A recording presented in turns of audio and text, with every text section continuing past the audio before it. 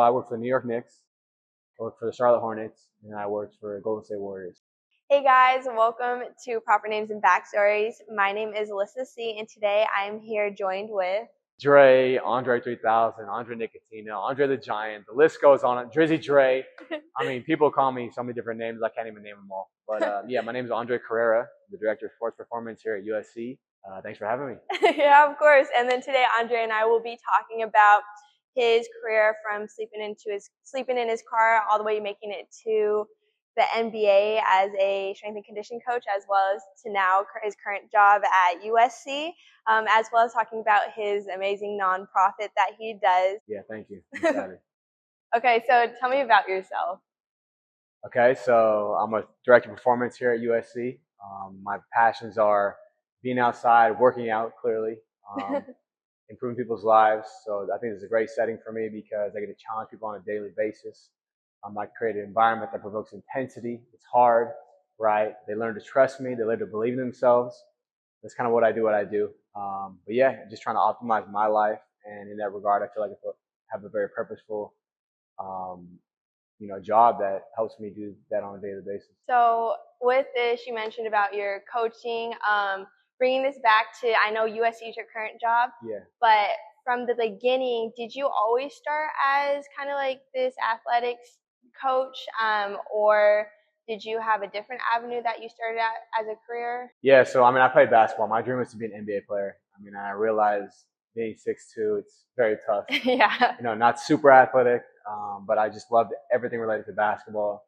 I would idolize the people who can run fast, jump high, change direction.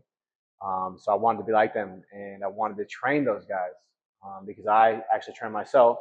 When I started training myself, I saw the return on investment. I was able to become really athletic, or at least pretty athletic, right, relative.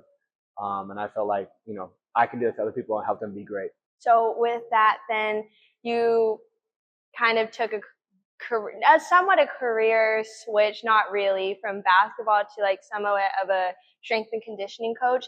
Did you start that straight out of the bat out of high school, or did you go to school and actually studied the body or did some kinesiology? That's a great question. So I wanted to play basketball in the NBA. I realized that probably wasn't going to happen, right? But I was hopeful. So I knew that if I didn't make the NBA as a player, I wanted to make the NBA in some capacity. Then I started thinking about jobs that I think I would like, right? And simultaneously, when I was a young kid, thinking about these things, I was playing basketball. I was decent. Then I started weight training, working on performance overall, good nutrition, running at high speeds, changing direction, lifting, learning everything about what performance entails. And I was like, man, that would be such a cool job if I could do that at the pro level. And that's kind of what created clarity as a young kid about what my dream goal would be, right? Fortunately, like I had that. A lot of people, they spend a lot of their time maybe in their first 2 years of college or out of high school questioning, what is my passion? What should I do? And I knew as a young kid, I'm going to do this. I'm going to be a trainer. My goal is NBA. It was very direct. And with that being said, I was able to network. Like it was like super focused. Okay, so you networked your way, and I guess you, of course, have to probably build a clientele first. Did you start off with your friends, or is this you just reached out to other people to kind of coach them? Yeah, so I mean, I think hands-on experience is really important. I learned a lot in the process. I trained a lot of people that weren't athletes initially, right? You work at a 24-hour fitness. You're not going to have 15, 16-year-olds like, hey, I want to train you. You're not going to have college basketball players reaching out to you, train you. So oftentimes I was training sedentary older people, the demographic has more money, can afford personal training. There's a lot of lessons in that though. So that experience helped me a ton in my career. But ultimately I started just going to school for it. I focused on kinesiology, learning about the body, learning about training. I took a lot of different courses, read a lot of books, did internships, just really did whatever it takes to get. Wow, do whatever it takes to get to do whatever it would take to get to this level. Yeah. So I just tried hard as I could, reached out to every NBA and NFL team, every single coach, trying to learn what they did that made them successful, trying to figure out what route I should take, because everybody's journey is different. There's no linear path in this. So I had to find my own way where I could stand out and then leave a good impression, ultimately leading to opportunities and then capitalizing on them. Yeah, that's great. You mentioned you reaching out to coaches for that. Did you have a lot of success reaching out? I know eventually you made it to NBA, but in the beginning, did you actually have success? I know a lot of people typically, especially people of high profile don't typically reach out or reach Right. back out. So Yeah. how is your outlook for that? Yeah, so it's a super saturated field, which makes it pretty difficult to get a job. Just like most very saturated fields, you have to have a way in, a way to stand out, and then when you get your opportunity, you have to capitalize. So yeah, I'd say out of every person I reached out to, I probably saw 20% return on my investment, I guess. So it was difficult. But I stayed persistent. I handled rejection well. It was an undeniable pursuit for me. And I think my persistence year over year over year over year led to me ultimately getting a job. And then every time I got denied, I had to like look myself in the mirror, analyze what I can improve upon and try to grow. And then when I tried again, I was a little bit better. And then I was a little better. And I was a little bit better. And then ultimately I got my chance in the NBA in 2018. And then I worked there for several years and then decided to come to college setting where I can have, I think is a greater impact. Yeah. So tracking back, I guess, so you had mentioned you work with a lot of older clients for that. Yeah. And then was it years before you even got your breakthrough in the NBA? Or like, did you have a great resume that put you through the NBA, or they kind of took a chance on you and really recruited you as a coach? Yeah. Well, I felt I was prepared, but you know, it wasn't up to me to get hired. So Yeah. I knew that I needed a few things. I knew that I needed to get a bachelor's degree at the very minimum, right? Okay, once I got a bachelor's degree, I felt like I was competing with a new level of competitors, right? Mm-hmm. But how do I create a separation from there? I knew I needed to probably get a master's degree. So when I got a master's degree, which creates, you know, decreases my likelihood of being rejected, right? Yeah, because for now I'm sure. more educated, they respect me more. And I would do internship after internship. So I worked unpaid for probably a year. And then I would, you know, put things on my credit card to pay for courses, get continued education units, just trying to become as educated as possible in so many different ways. So when I do send a resume in, if I'm competing with everybody else who puts their resume in, like what about my resume would stand out? So it has like my name and then like a bunch of acronyms. Like the list goes on, right? Like this and this like 7 or 8 and acronyms. Like, okay, will that be the catalyst to get to the job? Come to realize that that's not necessarily, you know, what does it. It's about networking. It's about developing relationships. It's about people seeing who you are. It's not necessarily about your skills either. Yeah, it plays a part. But I think on my acronyms say that for itself. Like, okay, this guy knows what he's talking about. But can I work with him on a daily basis? Is he personable? Can he handle different personalities? So I think me being face to face with a lot of people that would provide opportunities was really important. They got to know me. They got to see my sacrifice. And that led to my first chance. And then when I got my first chance, it was just, I have to make this work. I could not fail. I was willing to do whatever it would take to make it work. Being in the NBA, you make your big break. Yeah.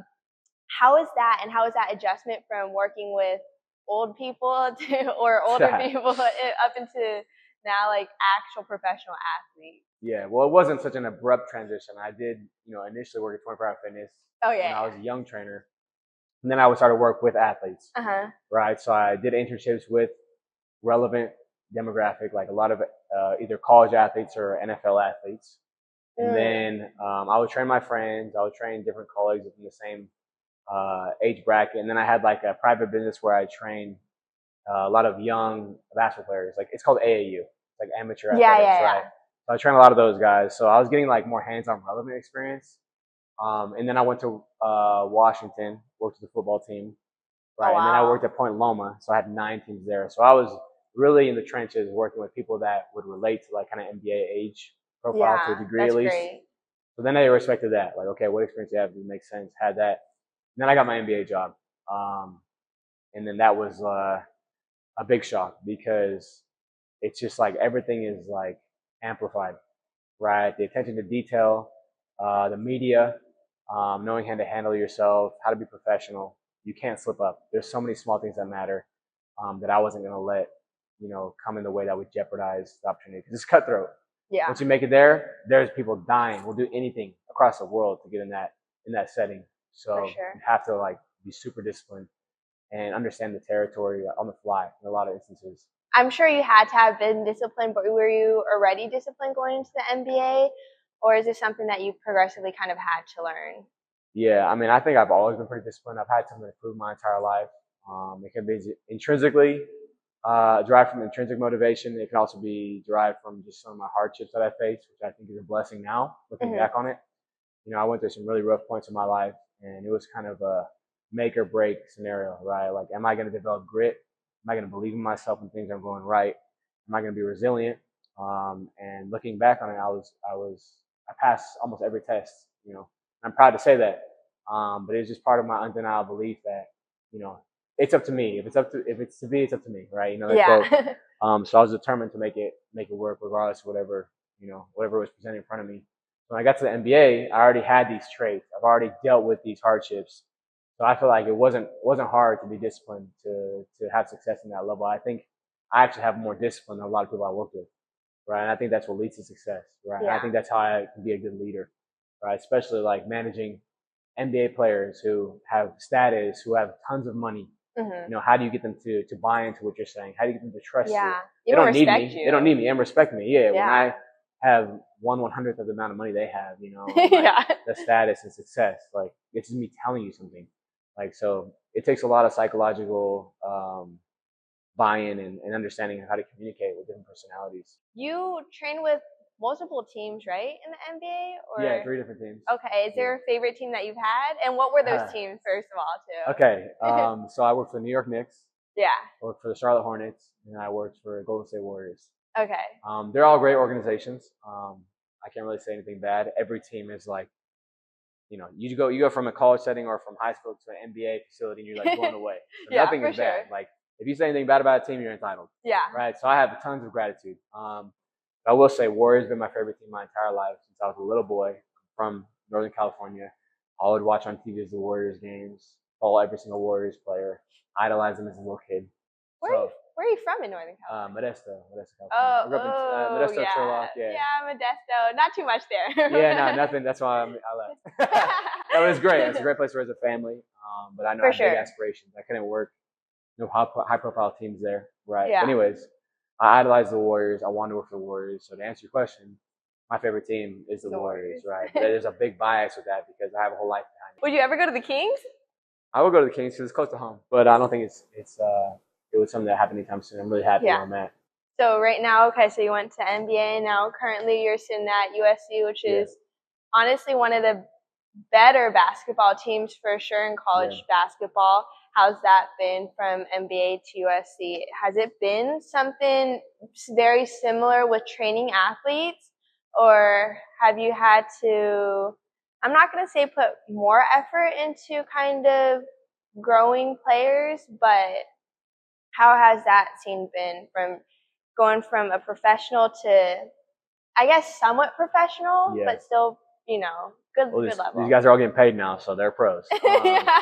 But yeah, there's a regression in talent for sure, right? Maybe a few players from this team will play in the NBA, right?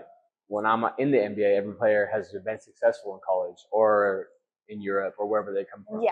Right? So they're proven ballers. Here, there's still an opportunity for them to grind and see what they become. Like, there's no guarantees here, but there is a lot of talent here. So that's from a talent perspective, it's less, right? But I will say, like, the college setting is much better, in my opinion, because I have a greater impact. I'm able to, like, myself and the head coach probably spend the most time with the players. So I get to know them. I get to see their personalities, see how they react to anything that's challenging. I get to have intimate conversations with them. I get to know them on a personal level. In the NBA, it's not necessarily as accessible.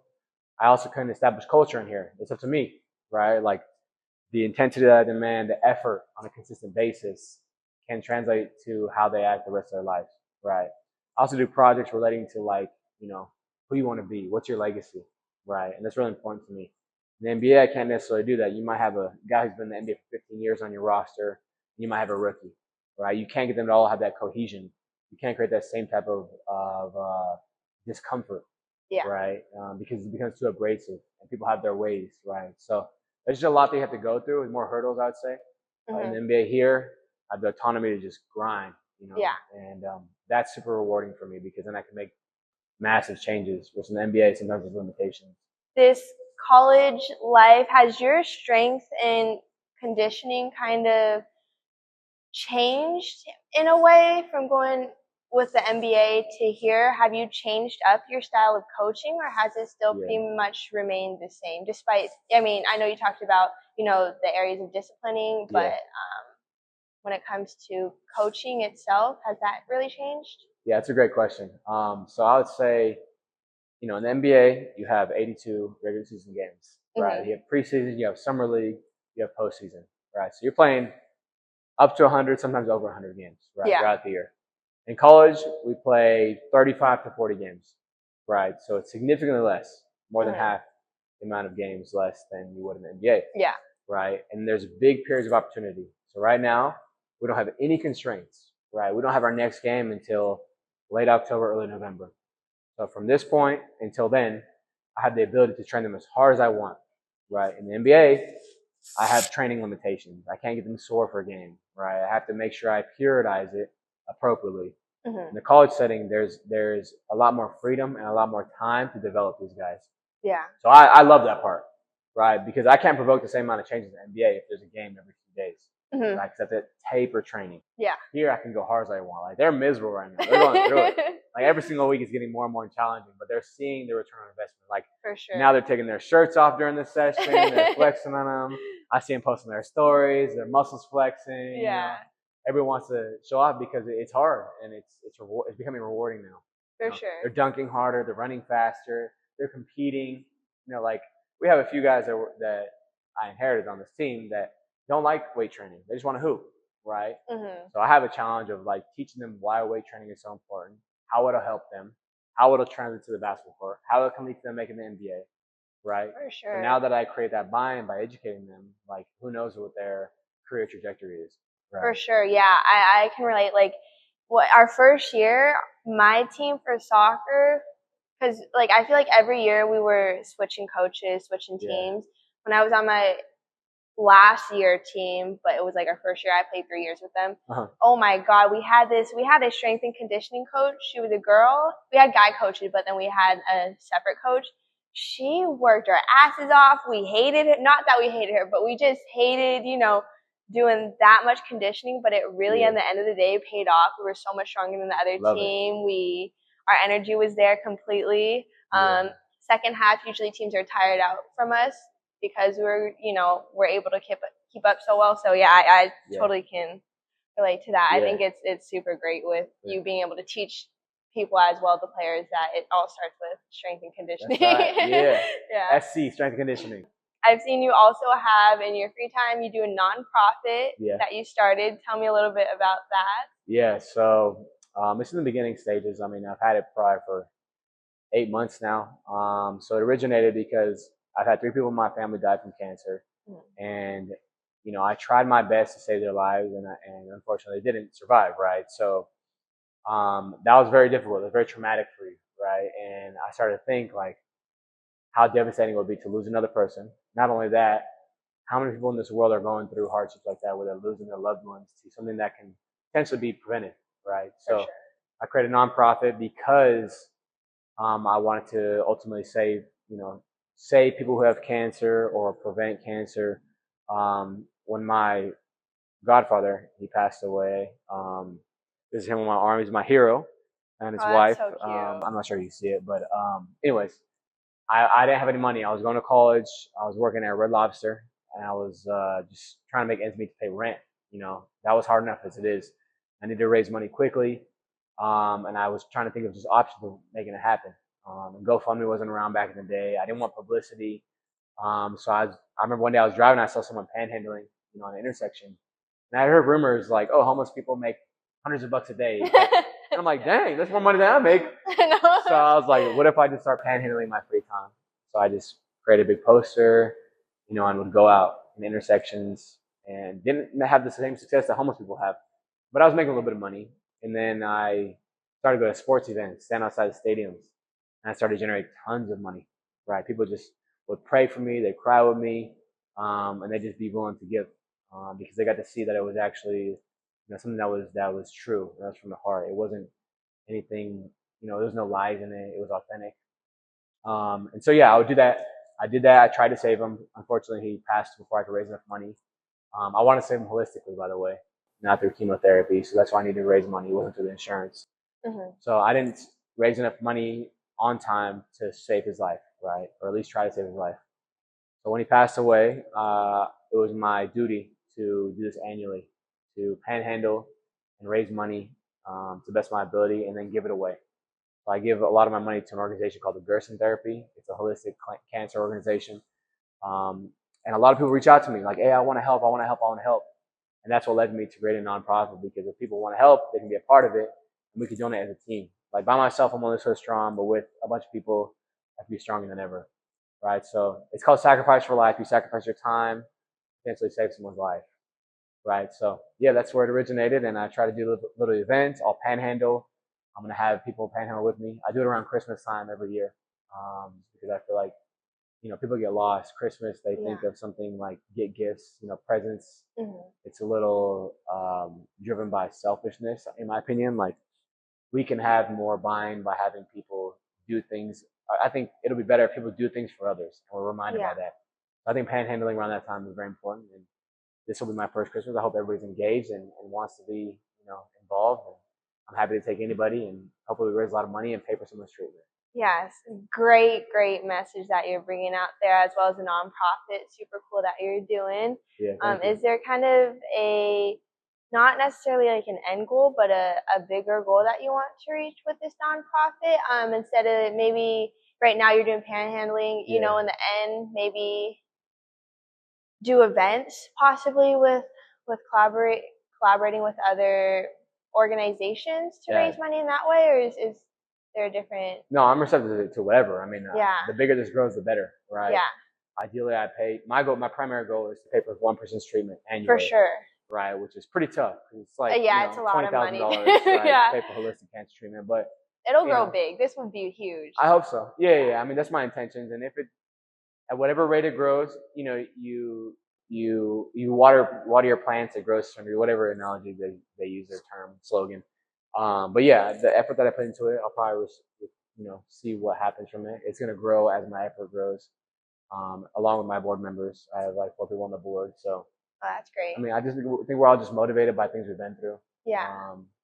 There's really no huge, specific goals that I have. I would love to collaborate with different brands and be at different events. I'm so open to it.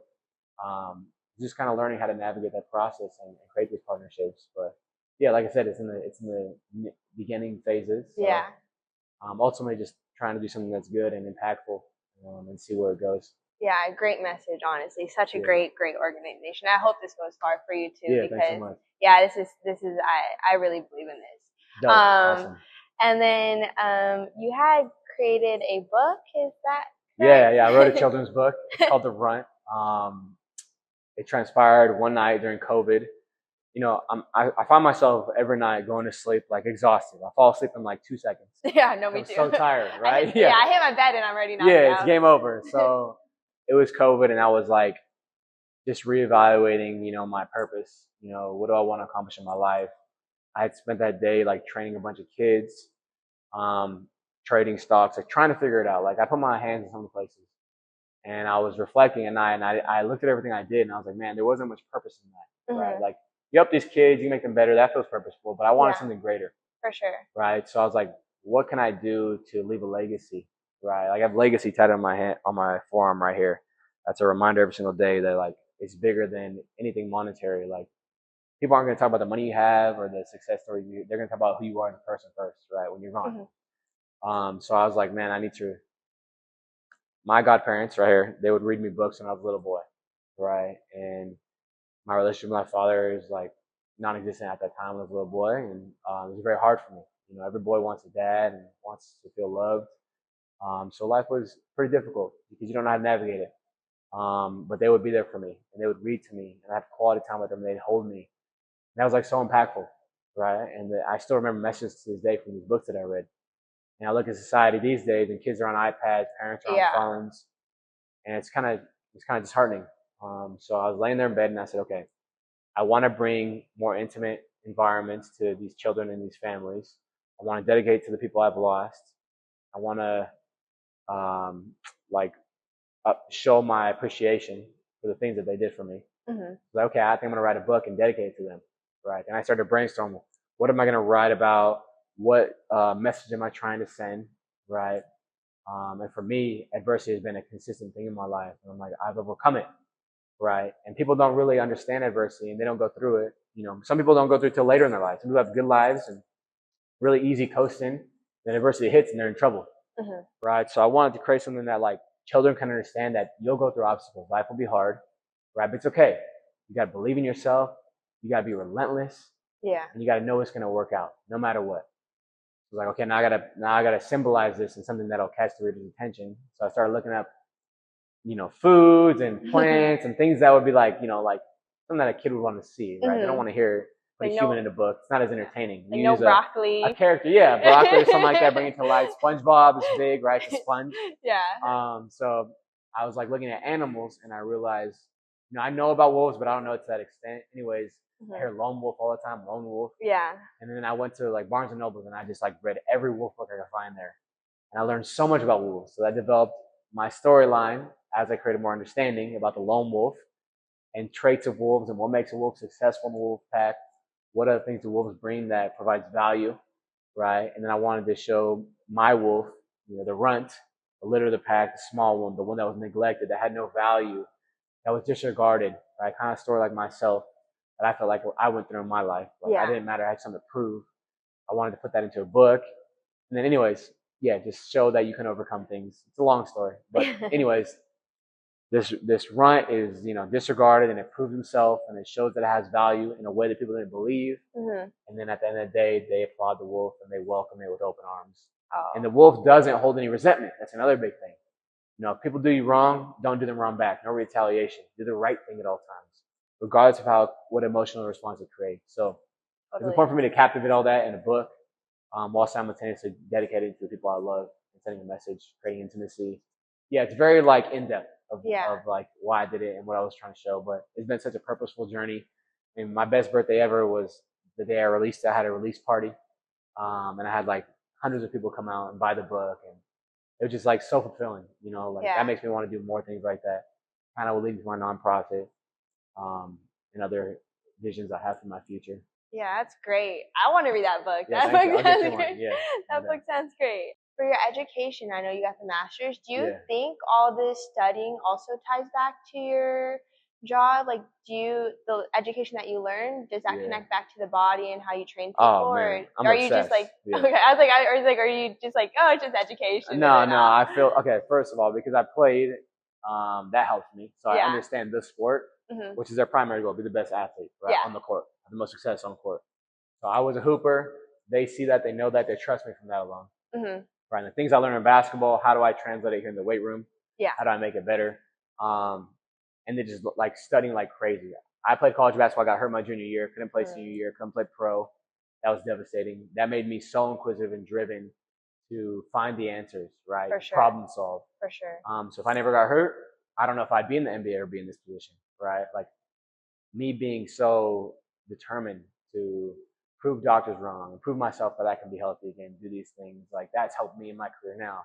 It's a blessing and a curse. Yeah. I go to Sprouts and I'm walking to the house and I'm looking at someone walk and I'm like, ooh, their left ankle's going to be hurt. Or like, their hip's messed up. Like, that's going to be a hip surgery in a few years. Like, I can look at everything. Oh, the way to bend over and pick up the groceries or look in the produce section. I'm like, man, like bad biomechanics. Like, it can't get away from me. Like, it's like everything I do, which is cool. Like, we had a guy, we were playing basketball earlier today, and one of my coworkers is back hurts occasionally. And he told me that. So then I started to pay close attention to him. And I'm like, I told him exactly what's wrong, what he needs to change. I could just watch by his movement strategy.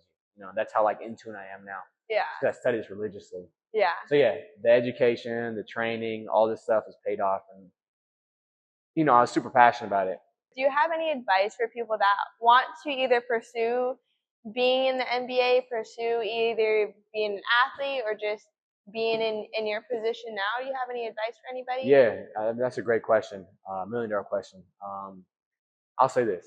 I try to identify what you love, first of all, right? If it's related to training or not, find what you love, figure out how you can make it to that level.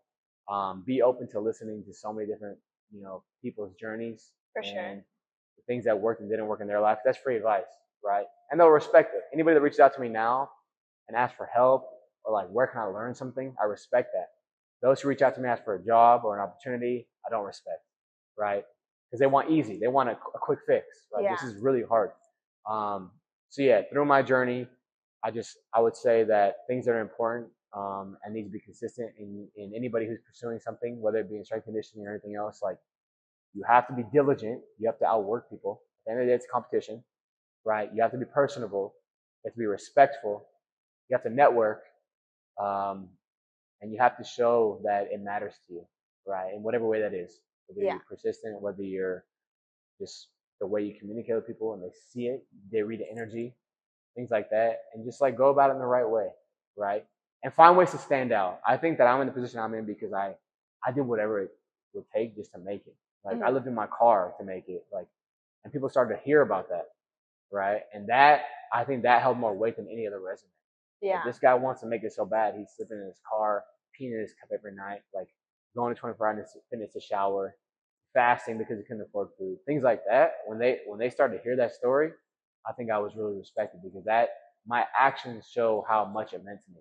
Yeah. Right? It was like an undeniable quest to make this work, just like panhandling outside, right? Like that's embarrassing to stand out there and people think you're lying or confront you, like. But I was like, I'm doing this. You're not stopping me. Yeah. Right. And if people see those actions, I think it translates to respect, and they'll believe that if you're willing to do that in that setting, when you want to get this job, like you'll translate that to the work setting as well. So for sure, that's my advice to anybody with whatever you're chasing, strength and conditioning, whatever career you want, whatever your aspirations are, even in relationships, like super important to have these traits and show your partner that they matter. Like it's like everything in life I'm learning. Yeah. And go like I would say the last thing, there cannot be any leaks. You can't be like 100% on one thing and kind of halfway in it in another thing. You have to be like all in every facet of your life. Yeah. And you're training and you're eating and you're sleeping. You know, like it's not like I'm going to contribute some energy here. Like you have to be authentic in your pursuit of everything you want. For sure. Not just tied to the primary goal. For sure. Yeah. Great advice. Thank you so much. Appreciate it. Of course. Okay, so we're now going to give you a glimpse into what USC basketball training looks like. So here we use a lot of quantitative technology, right? So like typically, without any of this technology, I look at someone move and I give you a subjective answer. Like, I think that you need these things, right? But with all the resources I have, I'm able to tell you exactly what you need. I see numbers. I break down the numbers. I create a report, and then we create a plan, right? And then I retest as time goes by, seeing if the training is working, what things do I need to change, okay? So we're going to have you as an athlete today. You ready? Yeah. Do I need to take off my shoes? Nah, keep the kicks on. Okay, first thing we'll have you do is weigh in. So you're going to stand on the both plates, right leg there, left leg here, face the SC logo. It's going to be like break this scale. Right, the gray line is your total weight. That's in newtons, okay? The blue line is your left leg. The orange line is your right leg. So you can shift side to side. You shift your weight side to side. There you go. You see the spikes happening? That's where you distribute your weight from your left leg to your right leg. Okay, so now we're going to do a test. Let's see how bouncy you are, okay? Let's see if you have asymmetries too. So what you'll do is you put your hands on your hips. Okay, you'll stay still as you can. You're going to dip. You're going to go from 0 to 100. So you're going to stand tall. 0, 100% down, 100% up, jump, and stick the landing. Okay, on you. Quick as you can. Get up. There you go. Good. Okay, so that spike gives me an answer, right? This is your graph. It tells me numbers. You jumped 21 centimeters, so you jumped around 10 inches. Nice job. That's how without momentum, so that's a pretty good score. Okay. You had a 28% landing on your left leg more than your right leg. So you landed way to one side. We want to eliminate that and make it more symmetrical. All right, so let's get to work on that right side. Okay. Your speed is 0.25. That means you took off kind of slow. Our best athlete on our team jumps at 1.0. So he jumps 4 times faster than you. All right. Oh my God. So if you want to make the team, you got to put some work in. Okay. Jesus. Okay. So this graph gives me a lot of answers. The graph tells me your downwards portion, your landing portion. Let me get this out of the way for you. Yeah. So the gray line is being still, right? It's being still. Then there's a dip downwards. That's as you're dipping lower, right? And then the line rises really quickly. That's actually putting pressure into the plates, so you can take off. Yeah, let me retry this. Get the bounce up. Come on, let's go. Get up. That was not good at all. Okay, whoa, you didn't even. Let's look at the results first. Let's analyze the data. Man. Okay, listen up. You got higher, okay? You improved 2 centimeters, almost an inch higher, okay? You only have a 10% asymmetry now. That's good. You're getting better just by speaking about it. And your speed, Your speed is 0.38. You're almost, you're like 40% faster on your first jump. So you're getting more athletic. Yeah, you're real bouncy now. Okay. Now you're gonna stand on one plate with one leg. Okay, we're gonna do a single leg jump test. Oh, this is gonna be bad. My left leg. My right leg. You gotta do both. This is discretion. My right leg I sprained 3 times. Okay, we're gonna see that. The dad's gonna show me. Check this out. Okay, nice. Okay, stick the landing. Oh my gosh. Okay, now pass it by. Get up, stick it. Oh, okay. That's close enough. Hands on hips. Good. Okay, that's good enough of a stick. You only have a 2% asymmetry, right? 10.4 centimeters on your left, 10.1 on your right. Pretty good score. Okay. Your peak power isn't very high. You actually jump faster on your left leg. Yeah. See? That's your dominant. You right-handed? I'm left-handed actually, but we played soccer.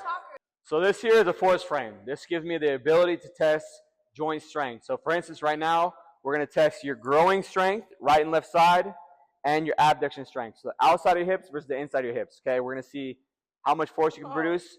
I'm looking for peak force. So we're going to do a 10-second test. So the first 5 seconds, you're going to squeeze hard as you can into that. The last 10, try to reach a higher peak or maintain that. Make sense? So 10 seconds of work. Okay, I got this. You ready? Yeah, 5 years off soccer, I think I still All right, let's get it. Let's see if you still got the soccer skills. Okay, ready? Yeah. Set, go. 5, 4, 3, 2, 1. Hard as you can. Go. 5, 4, 3, 2, 1. Good. Okay. Now you're going to drive your knees out. Same concept. Okay. Ready? Set, go. 5, 4, 3, 2, 1. Go. 5, 4, 3, 2, 1. Time. Okay. What do you think is stronger? I'm looking at it. My right side. Oh, shit. I forgot to stick to the TV. Your right side is 5% stronger than your left side. Pretty good. Yeah.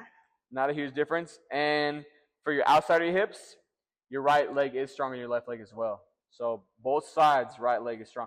And what's very surprising is your adduction strength is, your growing is actually significantly stronger than your glutes. So you got to step it up. Train your glutes. Get your glutes going. Come on now. I got to get into the glute lab with a Yeah, get to the glute lab already. So I noticed she lifts up her butt. Is that cheating? Yeah, it's cheating. I didn't want to be like, it's cheating in the middle of the test, so I just let it fly. I didn't think it was that serious, yeah. Like when you first get back into season, you test everybody on this. Everybody does this. Yeah, and sprints, I have lasers, gates, I have all stuff. Is this in the beginning though, or do you test them throughout? Test them throughout the season. Every day, they have a different test they'll do throughout the entire season. In the beginning, I do every single test within a short period. And as the season goes on, I keep testing different things. Got it. Okay. This looks like a thong. It is a thong. All the guys wear it. Okay, this Catapult. It's our player monitoring software. Okay, so I put my head through. Every player does this every single day before practice. Okay, they clip in. Typically, it's on your skin, so I can track your heart rate as well. Boom, they're good to go. From there, what I do, I grab a chip. Right, this chip tracks acceleration in any vector. Right, and it gives me an algorithm which gives me a load score. I put it into the back of my neck right here. Anything I do, it's tracking it. Right, I track it as the session goes on, and I get every player tagged, and I can see the graphs of when they're creating high acceleration efforts. Right, and then I get a total load for the day. I send it to my coach. This is how conditioned we are. This is things we need to improve on. This is how tired they were for certain drills. This is what drills are hard. And I create practice plans based off that, right? So I can prepare them for games. I can prepare them to recover appropriately, but not have them practice too hard. So I have a lot of control in terms of watching their outputs, right? I literally have data everywhere. In the weight room, on the court. I see everything. Yeah, it's pretty cool. It's like a matrix. I know, this is so cool. Tell the runner runs his bra. Sweet. Yeah, so that's the Catapult software that's used with every NBA team. Some high-profile colleges use it, not all. Fortunately, I'm in a place where we have the resources. So we can I know, that's that private school money. That's right. That's that tuition you guys are paying for. Thank you. My 10K. Appreciate you, yeah.